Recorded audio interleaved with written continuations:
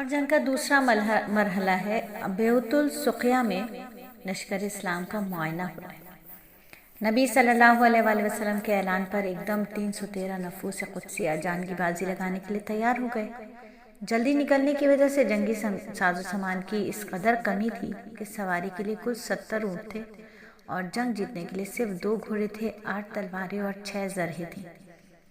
12 رمضان مبارک جمعرات کے روز نبی صلی اللہ علیہ وآلہ وسلم مدینہ منورہ سے نکلے اور بیعت السقیہ میں مجاہدین کا معائنہ کیا۔ بوجہ صغر سنی یعنی کم عمری ہونے کی وجہ سے حضرت ابن عمر، اسامہ بن زید، رافع بن خدیج، برا بن عازب، اسید بن زہیر، زید بن ارقم اور زید بن حارث کو واپس کر دیا گیا۔ ایک نوعمر لڑکا عمیر نامی اس مقام پر درخت اور پتھروں کے پیچھے چھپ رہا تھا کہ اس کو واپس نہ بھیجا جائے۔ نبی صلی اللہ علیہ وآلہ وسلم نے ان کو چھوٹا ہونے کی وجہ سے واپس کرنا چاہا تو عمیر زار و قطار رونے لگے۔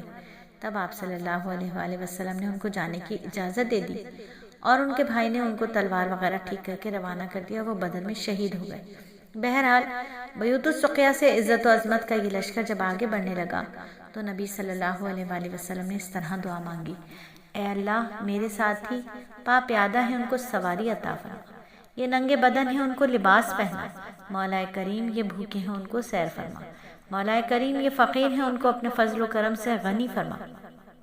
حضرت ابن مسعود رضی اللہ تعالیٰ عنہ فرماتے ہیں کہ اس دعا کا یہ اثر ہوا کہ بدر کی جنگ میں سب کو سواری کے لیے 1 یا 2 اونٹ مل گئے، پہننے کے لیے کپڑے مل گئے اور کھانے کے لیے وافر مقدار میں طعام ملا اور قیدیوں کا فدیہ لے کر ہر فقیر غنی ہو گیا۔ عزت و عظمت کا یہ لشکر مقام عقیق سے ہوتا ہوا بطحا ابن ازہر پہنچا، وہاں سے بڑھتا ہوا مقام تربان جا پہنچا، وہاں کچھ آرام کیا۔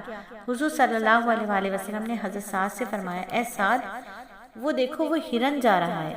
سعد نے چلا پر تیر چڑھایا تو حضور صلی اللہ علیہ وآلہ وسلم سعد کے کندھے پر تھوڑی رکھ کر دیکھنے لگے اور فرمایا: اے اللہ، سعد کا تیر نشانے پر بٹھا۔ چنانچہ وہ ہرن مارا گیا۔ حضور صلی اللہ علیہ وآلہ وسلم نے اس کے گوشت کو تقسیم کیا۔ جان بازان اسلام کا یہ لشکر چلتا چلتا مقام روحا پر جا اترا، کیونکہ زور بازو آزما شکوہ نہ کر صیاد سے، آج تک کوئی قفس ٹوٹا نہیں فریاد سے۔